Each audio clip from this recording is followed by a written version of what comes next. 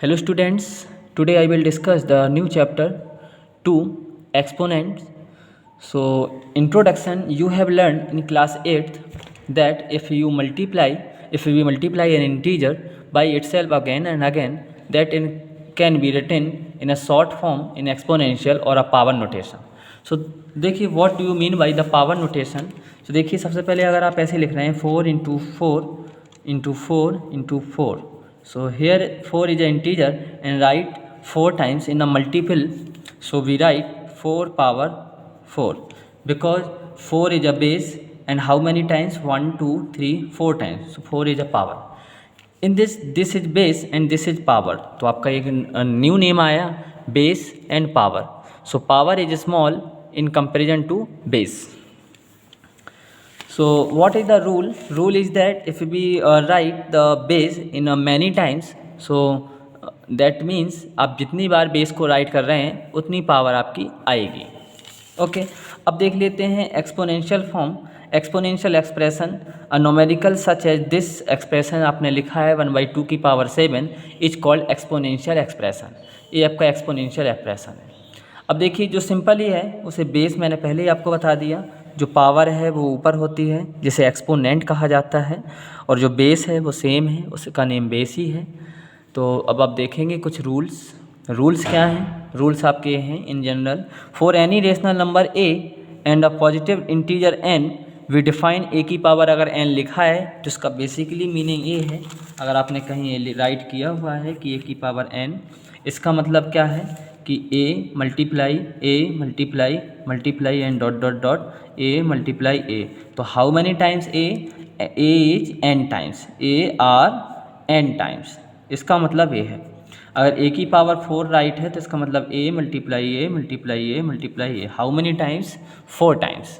तो आप क्लियर समझ गए होंगे कि ए की पावर एन का क्या मीनिंग है ना. ए की power N is called the nth power of A. मतलब इसको ऐसे पढ़ा जाता है कि nth पावर है. And is also read as the A raise to the power of N. A raise to the power of N मतलब A जो है ए पर एन की पावर लगी हुई है, चढ़ी है. The rational number a is called the base and n is called the exponent और अ पावर और इंडेक्स. मतलब पावर के 3 नेम हैं, या तो आप एक्सपोनेंट करिए या आप पावर कहेंगे और we called index. Okay next आप देखेंगे कुछ ऑब्जर्वेशन है, सम ऑब्जर्वेशन जिसमें आपको कुछ ऑब्जर्व करना है. देखिए अगर हम देखेंगे कि एक हमारे पास क्या है 2 है और इस पर हमने क्या लगा दिए -2 बेस ले लिया. उसकी पावर अगर हम 1 लेते हैं, 1 का मतलब सेम होता है तो -2 ही आएगा. अगर -2 की पावर आप 2 लेते हैं तो -2 multiply -2 that is minus plus and 2 2 4 ऐसे लिखेंगे आप. अगर आप -2 की पावर 3 कर रहे हैं ऐसे तो इसका मतलब -2 मल्टीप्लाई -2 मल्टीप्लाई -2. और इसका बेसिकली मीनिंग ये है कि minus minus minus I mean 3 times है सो नेगेटिव. एंड 2 2 3 2 2 4 2 8 -8. अब आप देख रहे हैं कि अगर आपकी 1 पावर होती है तो माइनस आता है, 2 पावर होती है तो प्लस आया है, 3 पावर होती है तो माइनस आएगा मतलब -8 आया. अगर 4 पावर होगी तो फिर प्लस आएगा. तो बेसिकली इसका मीनिंग ये निकल के आ रहा है कि अगर आपका कोई निगेटिव बेस है, बेस इफ़ निगेटिव बेस है आपका, मतलब हमने क्या लिए रूल बनाया कि कोई हमारा ए बेस है और उस पर हमने पावर एन लगा रखी है, तो जो आंसर आएगा या तो आपका क्या आएगा, इसके 2 आंसर आएंगे. या तो आपका आएगा ए की पावर एन या माइनस बाहर और ए की पावर एन. ये डिपेंड करता है कि एन आपका कैसा है. अगर यहाँ पर क्या है एन इवन है, वेयर एन इज इवन, कैसा है एन हमारा इवन है. और इधर पर क्या है वेयर एन इज ऑड. देखिए इसके एग्जाम्पल भी मैं दे देता हूँ. जैसे मैंने लिखा है कि -2 की पावर 3, तो 3 कैसा है हमारा ऑड नंबर है तो आप माइनस बाहर और 2 की पावर 3 राइट कर लेंगे. ठीक है. अगर मैं यहीं लिखता हूँ -2 की पावर 6 तो इसका बेसिकली मतलब क्या है -2 बेस है और 6 इसकी पावर है और 6 कैसी पावर है इवन नंबर की पावर है. देयरफॉर -1 ख़त्म हो जाएगा और 2 की पावर 6 आंसर लिख लेंगे. क्लियर हुआ. तो ये है इस रूल का बेसिक मीनिंग, इस रूल का जो इतना बड़ा हमने रूल लिखा है, इसका मतलब है कि अगर हमारे पास बेस n a हुआ मतलब निगेटिव हुआ, लेकिन पावर कैसी है, इवन, तो प्लस ही आएगा। अगर बेस निगेटिव हुआ और पावर ऑड है तो आंसर माइनस आएगा। क्लियर है? तो ये हमारा हो गया है। तो सिंपली ये वही दिया। अगर आप -1 होता है, सिंपली आपका क्या है, -1 है, उस पर पावर आपकी कहीं निगेटिव और पॉजिटिव आ रही है, तो आप देखिए कैसे करेंगे। जैसे जैसे -1 है, इसकी पावर कुछ भी हो, अगर n और -1 की पावर भी इसकी 2 है, या तो आपका +1 या -1 आएगा। अब +1 कब आएगा, जब power n power is even, जब आपकी पावर कैसी हो, इवन हो, है ना। और कब आएगा, ये -1 कब आएगा, व्हेन पावर इज ऑड। ये आपका आंसर आएगा जब पावर कैसी हो, ऑड। क्लियर, समझ आया? ये तो कट है, मतलब -1 की पावर n को हमने ऐसे लिखा, एक तो +1 एक -1।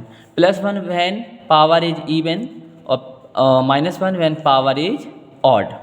क्लियर है? तो ये आपका मतलब हुआ इसका, व्हेन पावर इज, ये लिखा हुआ है rule 3, when the power of -1 is an even natural number the product is always 1 and when minus मतलब odd times odd number, so our answer is -1।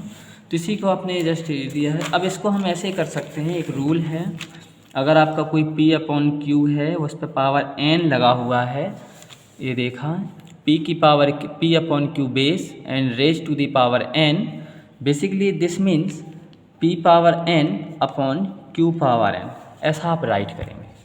Clear है? अगर आपका ये दे रखा है तो आप ऐसे राइट करेंगे, अगर आपका ऐसा दे रखा है तो आप कैसे राइट करेंगे, ऐसे, मतलब अगर ऐसा है तो आप ऐसे लिख सकते हैं, अगर ऐसा है तो आप ऐसे लिखेंगे। क्लियर हुआ? अब देखिए इसके सारे जो रूल्स हैं वो सारे ख़त्म हो गए हैं। कुछ एग्जाम्पल्स हैं, एग्जाम्पल जैसे आपने लिखा है, ये मतलब एक क्वेश्चन दिया हुआ है, express each of the following powers of the rational numbers as a rational number, मतलब इसमें पावर लिखा है, पावर को सॉल्व करके आपको रेशनल नंबर आना है। तो सिंपली पावर सॉल्व करना आता है, नहीं आता तो फिर से बता देता हूँ। जैसे आपकी 2/5 की पावर कितना है, लिखा हुआ है 4। इसका मतलब ये है कि 2/5 को हमें 4 टाइम्स लिखना है, तो हमने लिखा ऐसे 4 टाइम्स, ठीक है। ये लिखने के बाद मल्टीप्लाई कर दिया, 2 × 2 = 4, 2 × 8, 2 × 16 आ गया, और 5 × 5 = 25, 5 × 125 और 6 × 625। तो ये आंसर आ गया, मल्टीप्लाई कर लिया 625। क्लियर हुआ? अब बाकी express in the power notation, next question है कि इसको पावर नोटेशन में एक्सप्रेस करना है। तो पावर नोटेशन में एक्सप्रेस करना बड़ा ही ईजी मेथड है। सबसे पहले तो आप प्राइम फैक्टराइजेशन कर लो और उसको राइट कर लो। जैसे आपका लिखा है 16/81, 16/81, इनको पावर नोटेशन में लिखना है। तो पहले तो आप क्या करो, 16 के फैक्टराइज कर लो, है ना। तो आप फैक्टराइजेशन करेंगे, प्राइम फैक्टर 2 8 जाएगा, फिर 4 जाएगा, फिर 2 जाएगा, 2 1 जाएगा, और 81 के करेंगे ऐसे ही। तो 81 के करेंगे तो 3 27 जा, 3 9 जा, 3 3 जा एंड 3 1 जा। अब आप क्या कर रहे हैं, 16 कितने टाइम्स आया, 2 × 2 × 2 × 2, और ये कितने बार आया, 3 × 3 × 3 × 3। और इसमें आप क्या राइट कर रहे हैं, 2 how many times, 4 times, 3 how many times, 4 times, and apply कर देंगे इसमें ये रूल, 2/3 की पावर 4, ब्रैकेट में लिख देंगे P/Q, है ना, यहाँ भी n, यहाँ भी n, तो इसको कर लेंगे P/Q की पावर होल n, ऐसा। अगर ये आपका ब्रैकेट में लिख लेंगे, यहाँ पर सिंस यूज कर लेंगे, ब्रैकेट क्लोज, तो ये आपका रूल हो जाएगा। इसमें आपका लगा है तो ऐसा आपका आंसर आ गया। क्लियर है? अब आपको बाकी आपके बन जाएंगे। वैल्यू फाइंड आउट करना है, जैसे आपको देखा है आपने वैल्यू फाइंड आउट करना, लिखा है कि फाइंड दी वैल्यू। तो सिंपली वैल्यू फाइंड आउट करने के लिए आप क्या कर रहे हैं, इसको भी सेम आप 4 टाइम्स एक्सपेंड कर देंगे, इसको भी 1/3 को 3 टाइम्स एक्सपेंड कर देंगे और राइट कर देंगे। जो कट रहा है वो काट कर देंगे और जो बचेगा that is answer. Same simplify नीचे भी है, मतलब नेक्स्ट क्वेश्चन सिंप्लीफाई एग्जाम्पल 5, इसमें भी 1/2 को आप स्क्वायर कर रहे हैं मतलब 2 टाइम्स लिख रहे हैं, इसको भी आप 3 टाइम्स लिख रहे हैं, फिर इसका मल्टीप्लाई किया तो 1/4 आया, इसका मल्टीप्लाई किया तो 1/64 आया। क्लियर है? और बाहर 2 की पावर 3 सेम पड़ा हुआ है। अब इन दोनों को एलसीएम ले लेंगे 64, तो 16 - 1/64 आ गया, मल्टीप्लाई 8। अब 8 से 64 को कट कर दो 8 टाइम्स, तो 16 - 1 16 - 1 तो 15/8 आंसर आ गया। तो ईजी है, सारा ईजी है। ठीक है, अब आप करके देखिए, ट्राई करिए, ट्राई करने के बाद एक्सरसाइज भी सॉल्व करिए। एक्सरसाइज क्या है, यहाँ पर 2a आपको गिवन है, तो 2a आपको एक्सरसाइज सॉल्व करनी है, क्वेश्चन को ट्राई करने हैं। ट्राई करने के बाद आप बताएं, जो भी अगर किसी में डाउट होता है तो आप हमें कमेंट करिए, तो आपकी प्रॉब्लम सॉर्ट आउट की जाएगी। Thank you.